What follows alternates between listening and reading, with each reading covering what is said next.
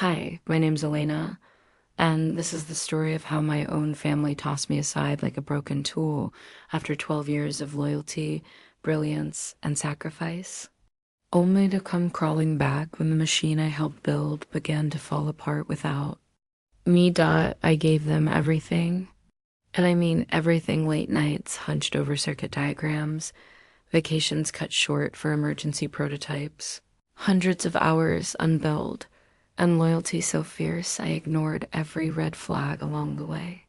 But all it took was a spreadsheet and some greedy consultants to convince my parents I was too expensive to keep. They didn't just fire me, they humiliated me. And then they panicked because they never imagined what I'd do next. But before I get to the sweet part, the revenge, you need to know the full picture. And trust me, it's a roller coaster. I was 24 when I joined the company, fresh out of MIT. I graduated with top honors in electrical engineering and had job offers on the table from Tesla, Google, and even Lockheed Martin. But I turned them all down. Why? Because my parents needed me.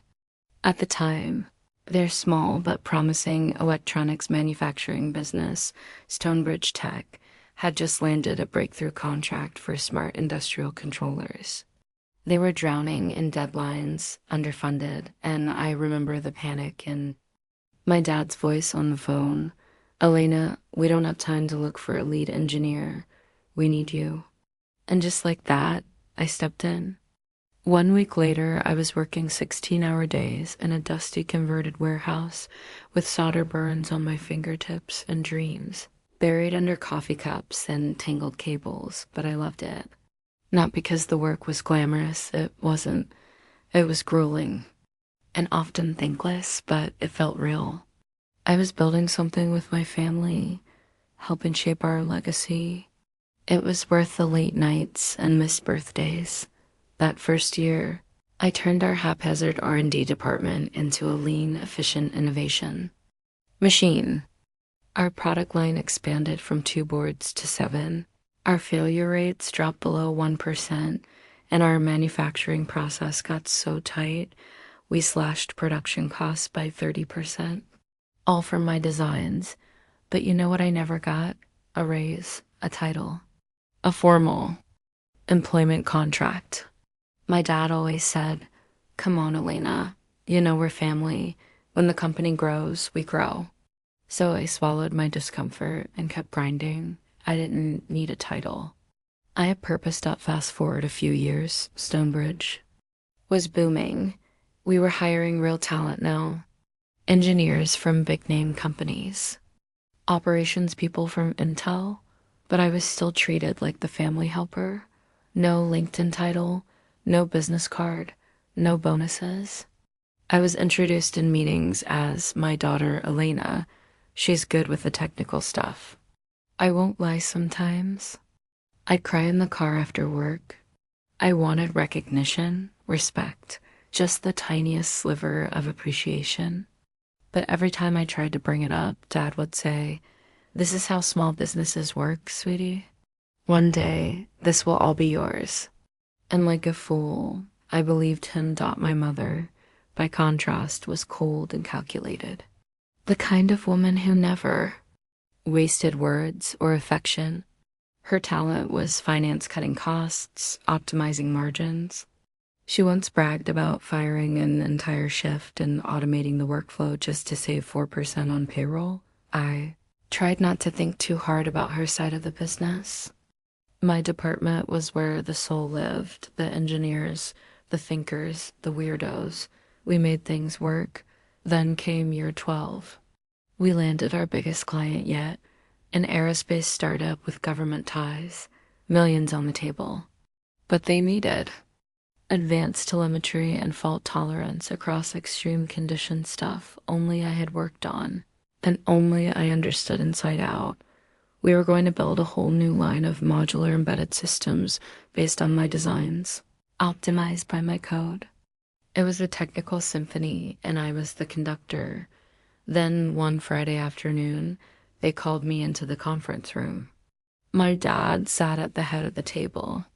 My mother had her arms folded, face unreadable, and beside them sat two stranger suits, smirking like they already knew something I didn't. Elena, my father said, not meeting my eyes, we've been doing some restructuring. My stomach dropped. We've hired a consulting firm to optimize our leadership structure. After reviewing our cost analysis, they've recommended a difficult but necessary change. I was already numb. I barely heard the words, "We're letting you go." Silence. I blinked, laughed, thought it was a joke. Wait, you're firing me? My mom jumped in coldly. You're not being fired. You're being transitioned. Your role is no longer financially sustainable. You're too expensive for a non-revenue generating position. I could barely breathe. My hands trembled. I felt heat rising to my face, my ears ringing. I've generated millions for this company. I designed the telemetry systems. I built your entire engineering department. The consultants didn't. Even flinched out, my father tried to soften the blow.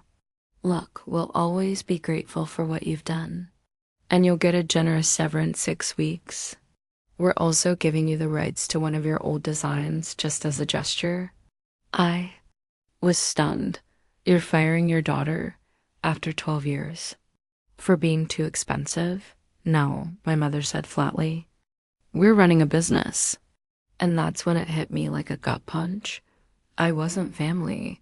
Not really. I was labor. Free labor for over a decade. Disposable, replaceable. I walked out that day with nothing, no ownership, no benefits.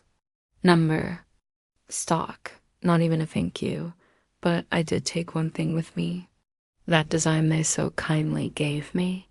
They had no idea what they were handing over, Dot. It wasn't just any product. It was a prototype I'd been working on quietly for years, an ultra-adaptable controller system, scalable for everything from industrial robots to drones. Lightweight, efficient, and miles ahead of anything in their current catalog. I'd shelved 8 years ago when they said it wasn't marketable, and now it was mine.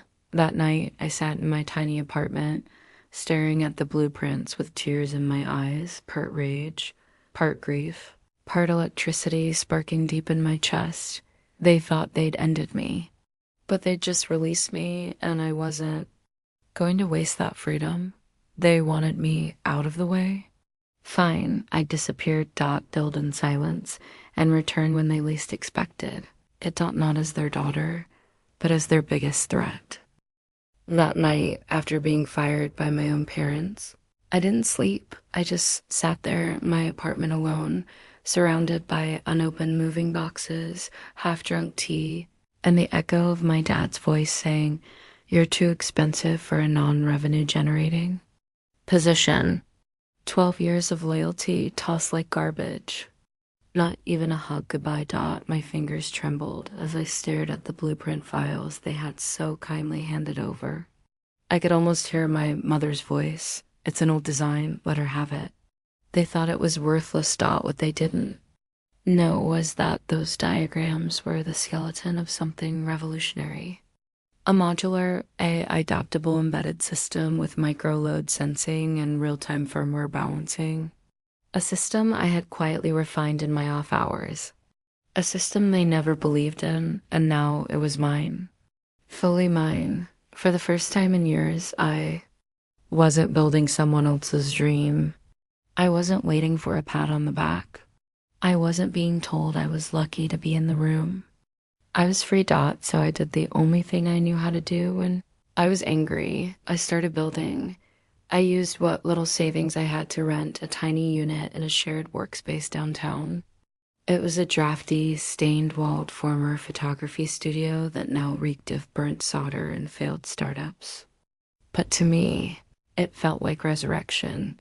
I set up my workstation using a secondhand scope and a few tools I kept from Stonebridge, tools I had paid for myself. By the way, and then I got to work. I called the project Helios. For months, I lived off instant noodles, energy bars, and stubborn determination. There were days when I forgot to shower, nights when I'd fall asleep at the workbench with a PCB under my cheek, but slowly, bit by bit, Helios came to life. At first, it was ugly. The first prototypes looked like a high school science project taped together by a sleep-deprived raccoon. But each version was better, faster, smarter. I coded all the firmware myself, built custom drivers, and even designed an intuitive interface for operators who didn't want to write raw commands. This thing could run a robotic arm, stabilize a drone, or sync a factory line with minimal latency. It was magic, and it was mine, but a product, even a brilliant one, means nothing without backing God, and that's when the universe handed me a break. One of my old engineering interns from Stonebridge, Gina, reached out. She had heard through the grapevine what happened. I hadn't posted anything public, but word travels fast in tech circles, and my absence had people talking. She asked if I was okay. I wanted to say, no, I'm shattered.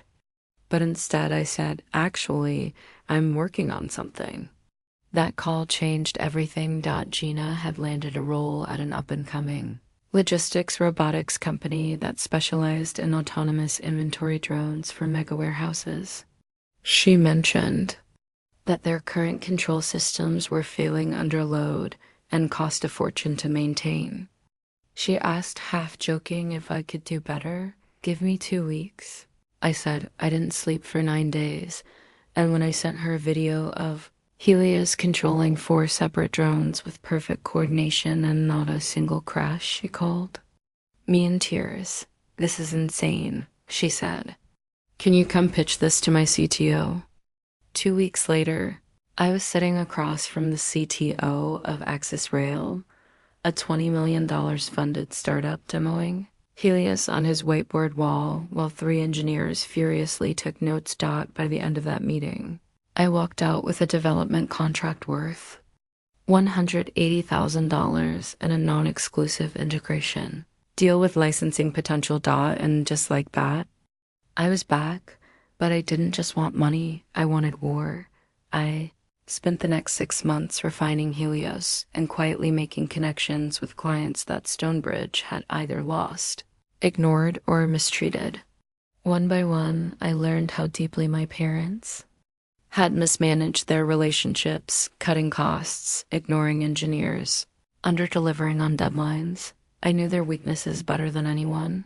Stonebridge Tech had become bloated, arrogant, and over-leveraged, and I had just the scalpel to cut. Into their market, I branded my startup Novodyne, named after rebirth and energy. I hired Gina full-time, then brought on 2 more engineers. I'd worked with people who had been overlooked, underpaid, and dismissed by Stonebridge. We weren't just building products. We were building revenge.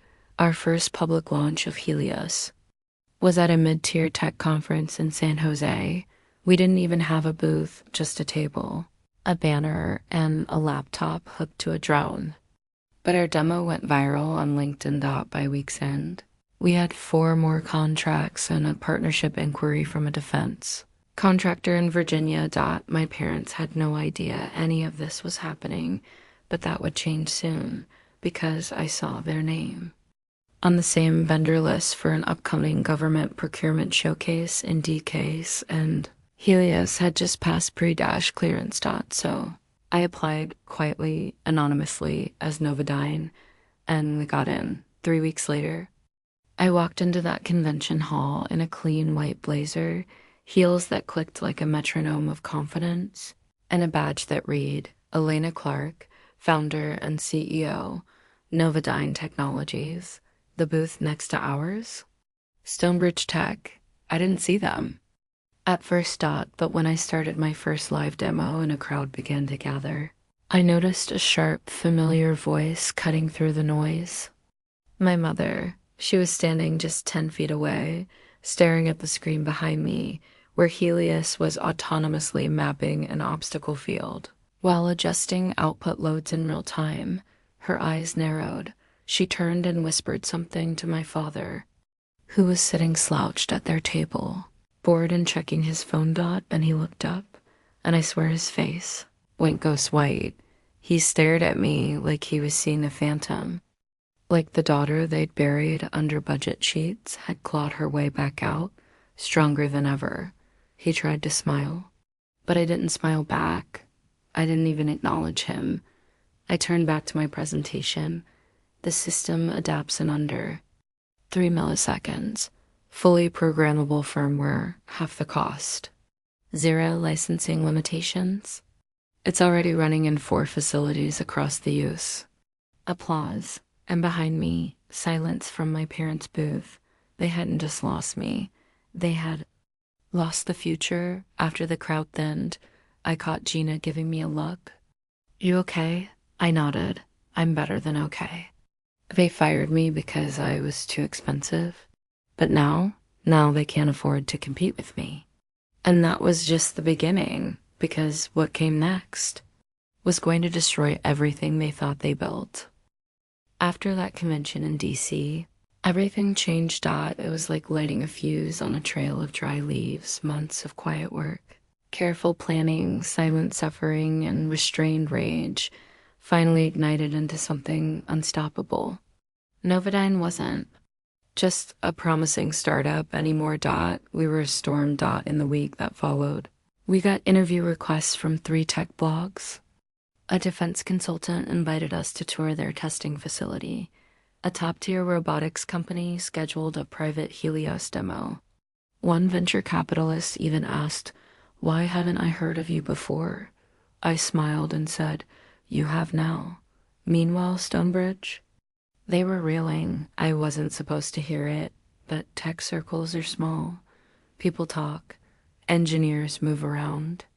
Vendors whispered. One of my old vendor friends, Samir, a PCB supplier, called me late one night and said, "Hey, Elena, I don't want to get in the middle of anything, but your mom called me 3 times this week. She wanted to know if we're supplying Novodyne."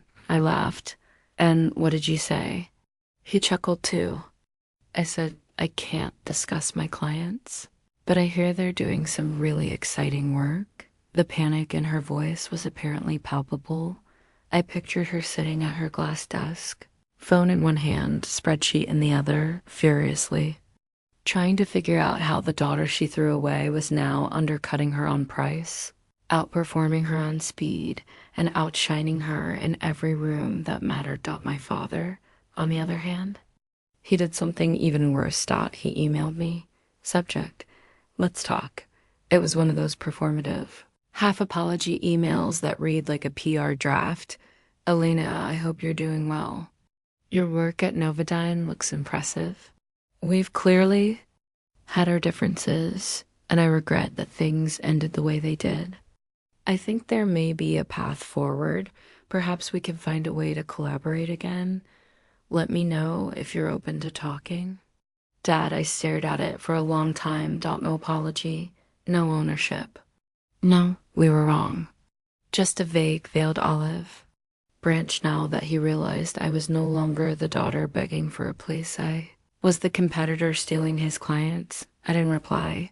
Instead, I forwarded the email to Gina with one line, "Guess who's nervous?" But deep down, something else started boiling. The injustice still burned. Not just what they did to me, but how they did it. The consultants, the public humiliation, the way they made it sound like I was a burden instead of their greatest asset. And they weren't done, because a few weeks later, I got a call from a lawyer. Stonebridge had filed a formal dispute over the IP they granted me Helios. They claimed they gave it in good faith, assuming it was non-commercial, that I exploited a family gesture for personal gain. I almost choked laughing. A family gesture? They had tossed me a scrap they didn't even understand.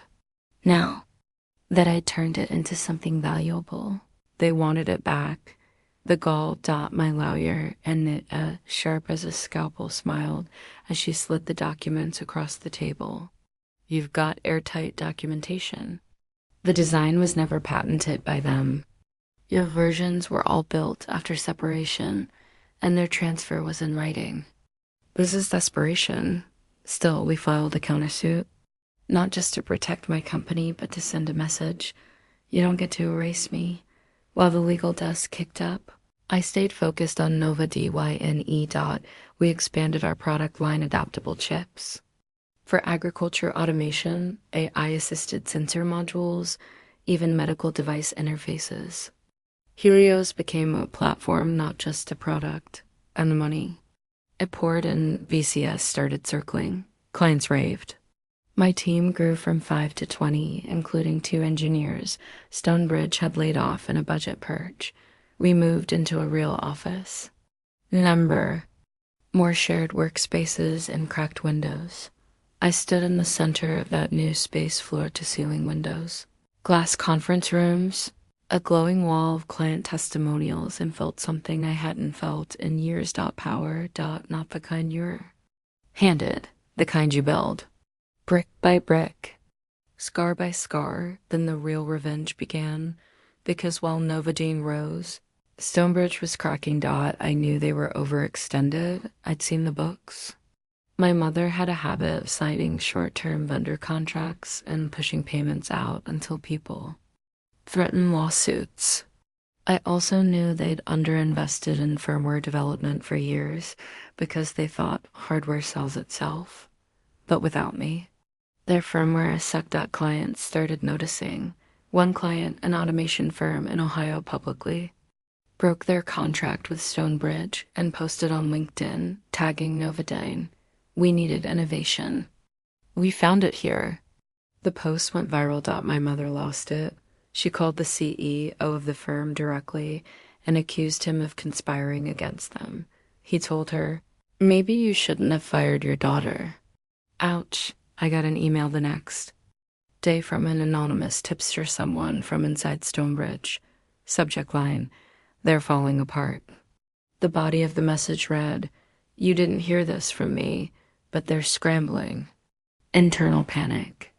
You're bleeding them dry. Keep going." And I did, because the best revenge isn't just success. It's watching your betrayers realize they bet against the wrong person and lost. But then something happened. I didn't expect. My dad showed up. In person. It was a rainy Thursday afternoon. I was prepping for a demo call with a European robotics firm when Gina popped her head in. Elena, there's a man here. Says he's your father." I froze. He looked older, smaller, as if the stress had literally shrunk him. His suit hung loose on his frame, and his hands clutched a soaked folder like it was the last thing anchoring him to earth. "Elena," he said softly. I didn't say a word. I came to ask for help. Now that was satisfying. More than success. More than lawsuits. More than applause. Seeing the man who fired me, who replaced me with consultants, who told me I was too expensive, standing in my lobby, drenched and defeated. It was everything. Open the folder. Inside were financial reports, red ink, declines, vendor disputes, a loss of 32% revenue in 6 months. They're pulling contracts. We made a mistake. I tilted my head. We? He looked down. Your mother doesn't even want me here. But I told her we have no choice. And there it was. No, we were wrong. No, I'm sorry. Just, we have no choice. I could have ended it there, told him to get out. Humiliated him, but instead, I smiled. You're not the first person to come here asking for help, I said. But unlike me, you still have a company, a name, a chance to walk away with dignity. He swallowed hard. What are you saying? I stepped closer. I'm offering to buy you out. He blinked. What? Stonebridge, I want it. All of it. You'll walk away with something instead of nothing. Otherwise, give it 6 more months. He stood there, stunned, speechless. I wasn't bluffing. I had the money. I had the leverage. I had his clients, and he had nothing but panic. And pride. And that was just the beginning of the end. I gave my father 7 days.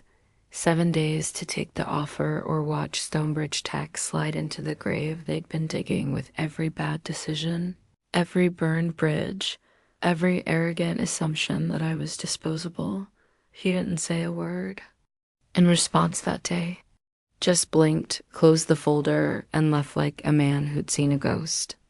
But I knew he'd be back, and sure enough, 6 days later, one day before the deadline, I got the email. Subject: re-offer Elena. After discussing with the board and your mother, we are willing to move forward with the sale. Attached is a draft of terms for your review.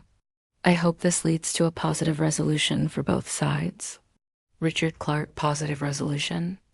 I forwarded the email to Anita, my lawyer, with one line: let's make it brutal but legal.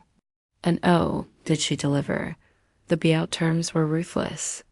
We were purchasing Stonebridge for pennies on the dollar compared to its former value, thanks to their debt, their bleeding client base, and their horrific IP mismanagement.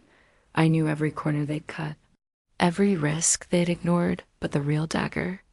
Clause 9.3, all proprietary designs, source code, and technical documentation created by Elena Clarke during her employment, regardless of registration status, would return to her ownership. It was legal poetry. The very thing they said made too expensive would now be the reason they had to crawl.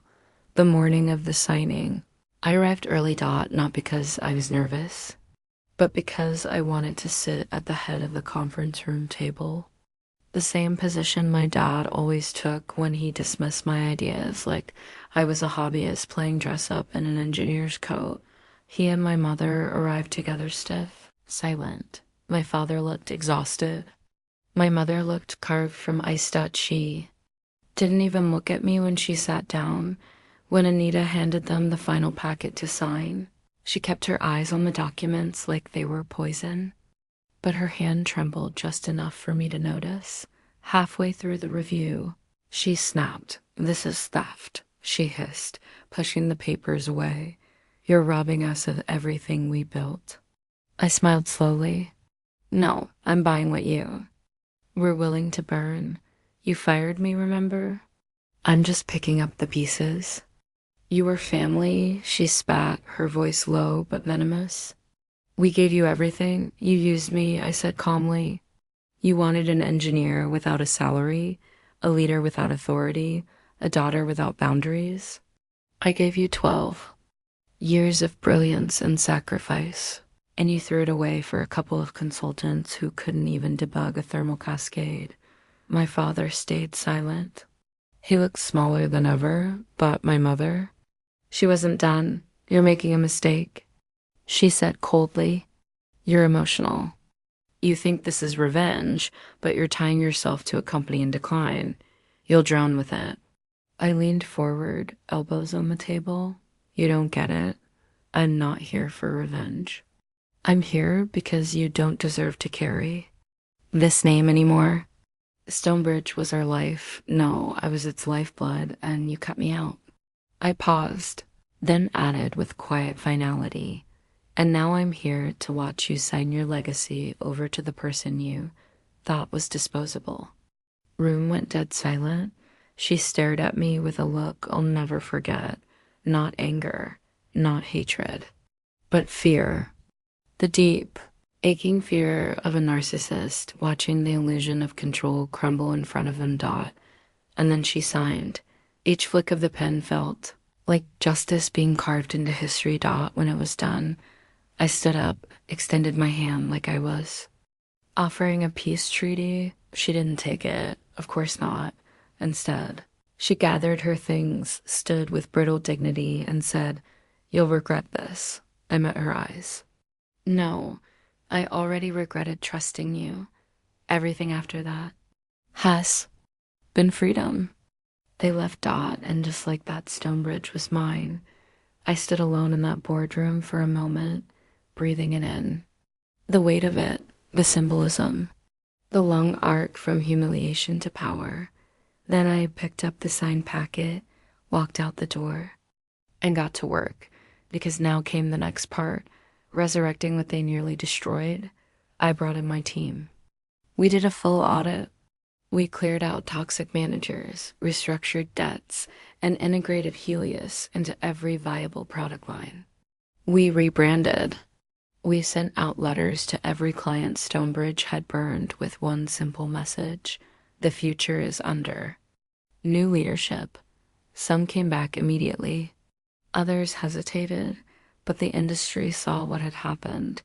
A daughter fired by her own family rising, rebuilding, and then returning to buy the company that disowned her. It made headlines. Tech media couldn't get enough of it. From daughter to CEO, how Elena Clarke took back what was hers. I gave one interview. Just one. And when they asked me what I would say to my parents now, I paused, looked into the camera, and said, "Thank you for showing me what I was worth by refusing to pay it." That clip went viral. In the weeks that followed, I quietly learned that my parents had moved out of the city. Rumor was they were trying to start something small again, just the two of them. A garage business, old school, but the industry had a long memory. Their calls went unanswered. Their emails bounced back. They were no longer feared, no longer admired. They were nothing. Meanwhile, Novodyne, now merged with Stonebridge under the new name Helix Bridge Technologies, was surging. Government contracts, robotics companies, advanced AI firmware partnerships. Our growth chart looked like a rocket. I hired people who once told me they'd given up on their careers because of people like my mother.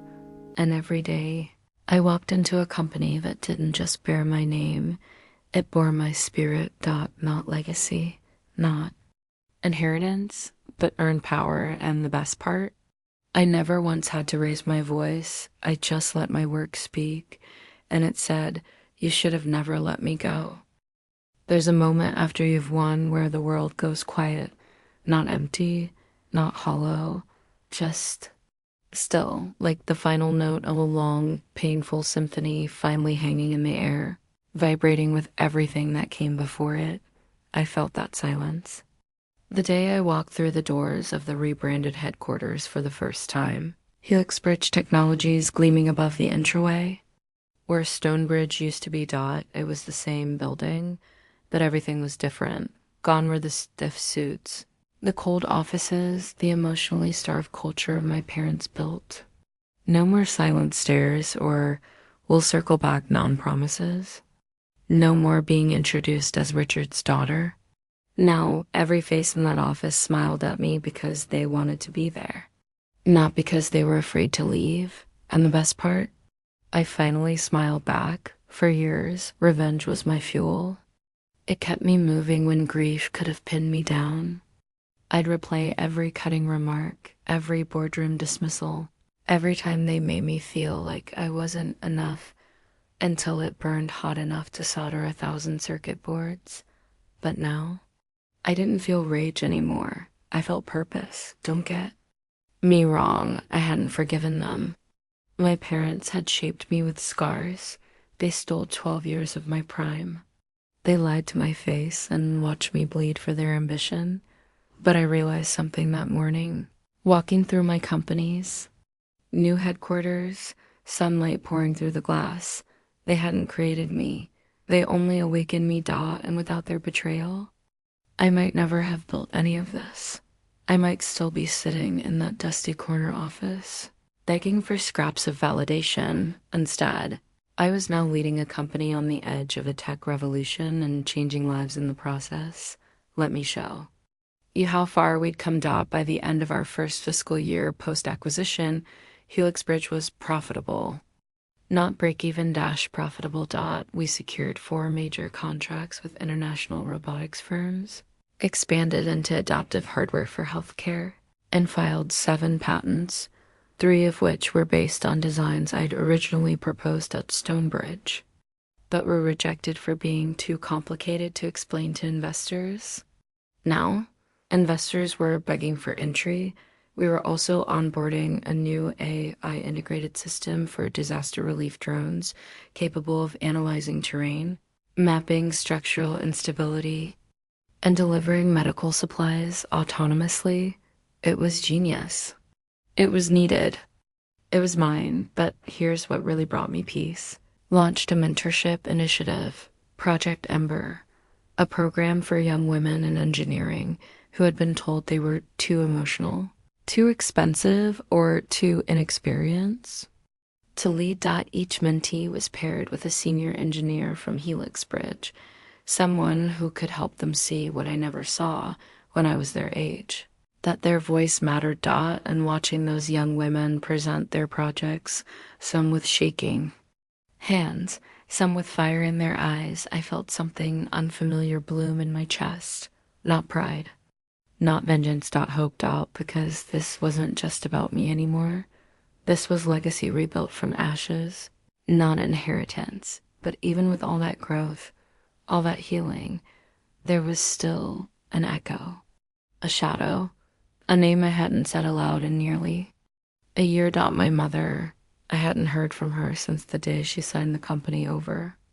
My father sent a brief message months later saying they had officially separated, something I'm not sure he meant to share, but did. I didn't reply, but her absence haunted me more than her presence ever did. She hadn't begged. She hadn't yelled. She hadn't even tried to sabotage me, which terrified me more than anything else. Because silence is the loudest scream of a woman like her, until one day she broke it. It came in the form of a handwritten letter. A courier dropped it off. No return address. No fanfare. The envelope was crisp. Heavy paper. Expensive. That alone told me she hadn't changed. But the contents? Well, they weren't what I expected. Elena, I assume you've heard about the divorce. There's no point in dramatics. I know you don't care. But I want to say something you won't believe. I underestimated you. I thought you were soft, sentimental, not cutthroat enough to lead. And I was wrong. You proved it to everyone. I hope you enjoy what you've taken, because someday the same hunger that built your empire will come for you too, and you'll understand why I became who I was. I read it twice, 3 times. Then I put it down and I laughed, not because it was funny, but because it was so her, even in defeat, even in a moment that might have been a twisted apology. She had to keep control. She had to keep some last thread of dignity, but it wasn't dignity. It was fear dressed as power. She had spent a lifetime believing that love made you weak, that family was a tool, that control was survival. And now she had none of those things, just a letter she couldn't even sign with Mom. I didn't reply. I didn't frame it or burn it. I filed it away, not as a wound. As evidence that she knew. I'd won. And that was enough. But the story didn't end there, because months later, I got an unexpected call. It was from a woman named Valerie. Mid-level engineer. I vaguely remembered working at Stonebridge years ago. She asked if we could meet for coffee. Something about unfinished business. I almost declined, but something in her voice made me curious. We met at a quiet little cafe outside the city. She looked older than I remembered, but not worn-weathered, maybe. Strong. I've been following your work, she said after we sat down.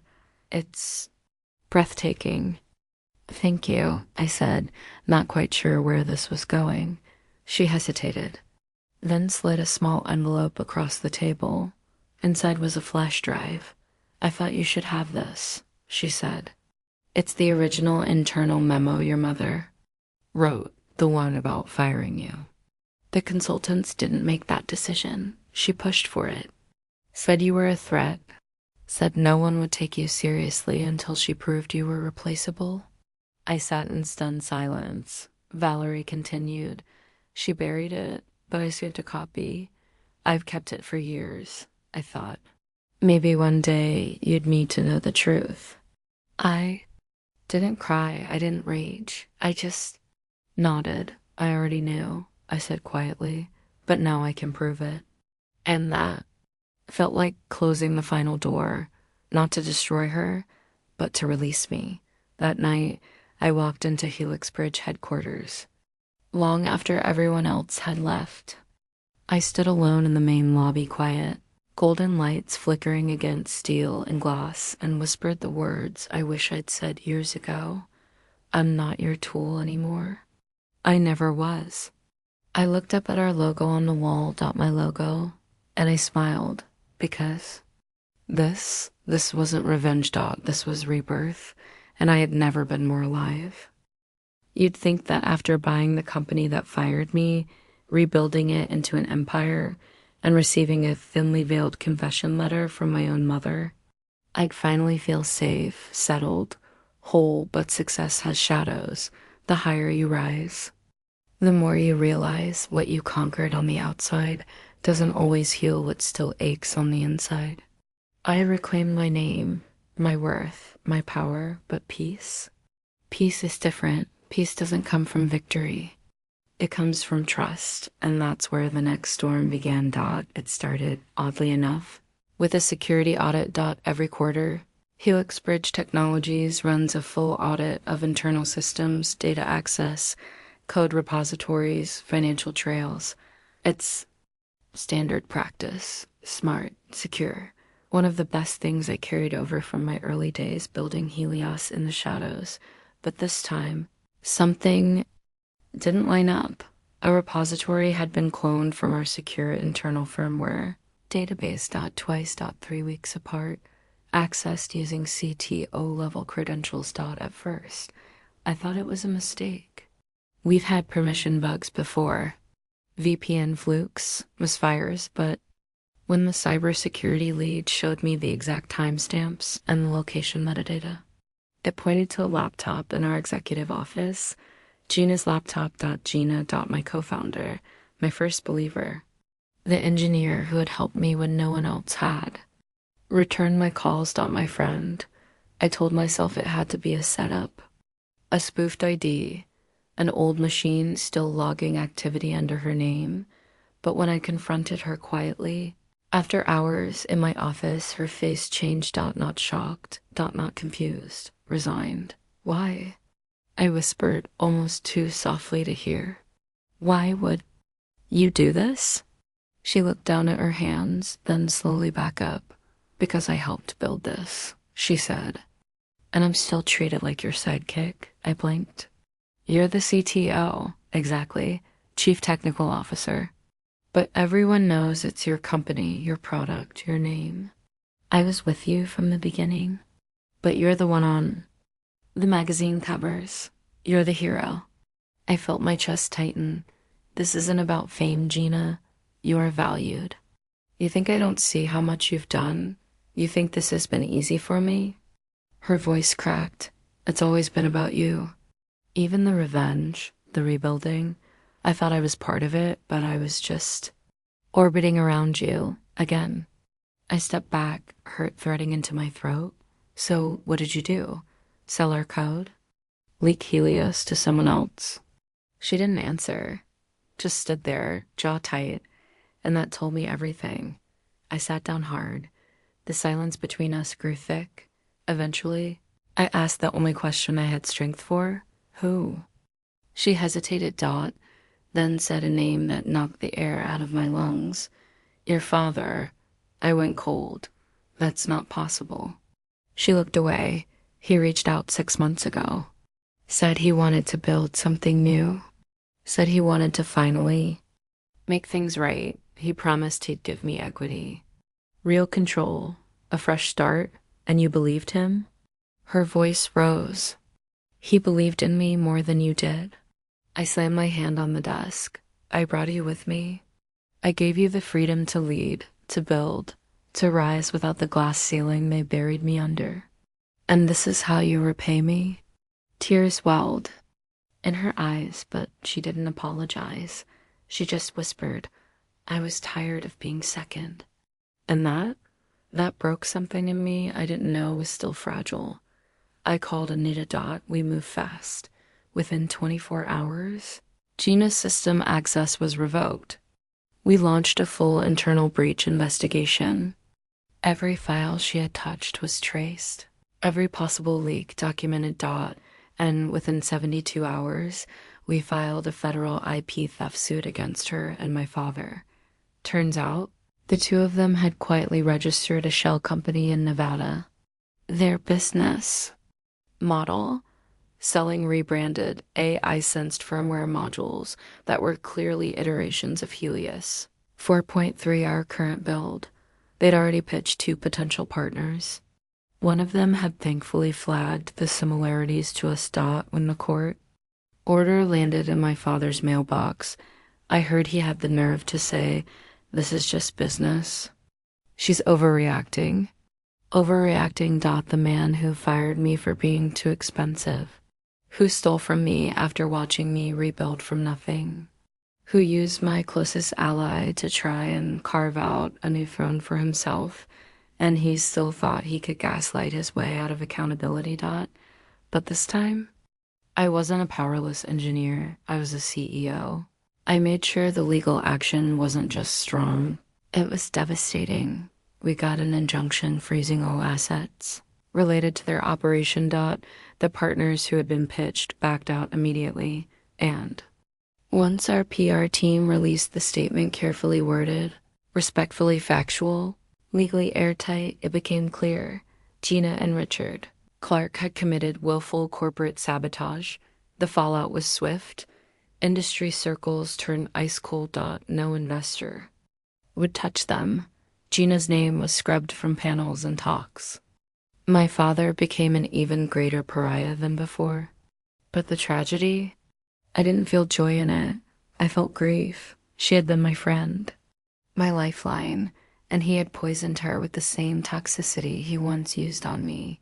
2 weeks later, I found an envelope on my desk. No signature, just one sentence scribbled on a sticky note. He used me too. I'm sorry. No name, no return address. Just that dot, and maybe that's all the closure I'll ever get. But I didn't respond. Couldn't. Some wounds have to scar without revisiting the knife.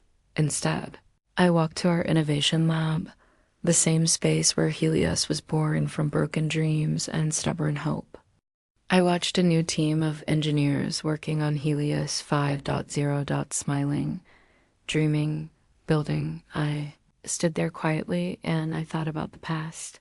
The girl who once begged for validation in her parents' office. The young woman who soldered prototypes in a windowless rental space. The leader who almost lost everything again. And the woman now standing on the other side of it. All hold out steady. Unshakable. Because revenge gave me fire, but pain gave me wisdom. And now I wasn't chasing justice. I was building something bigger than any betrayal. Legacy.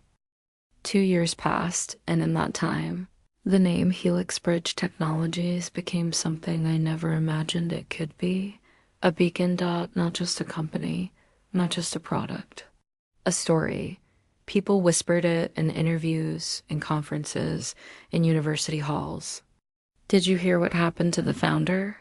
She bought out the parents who fired her. No, she rebuilt everything they lost.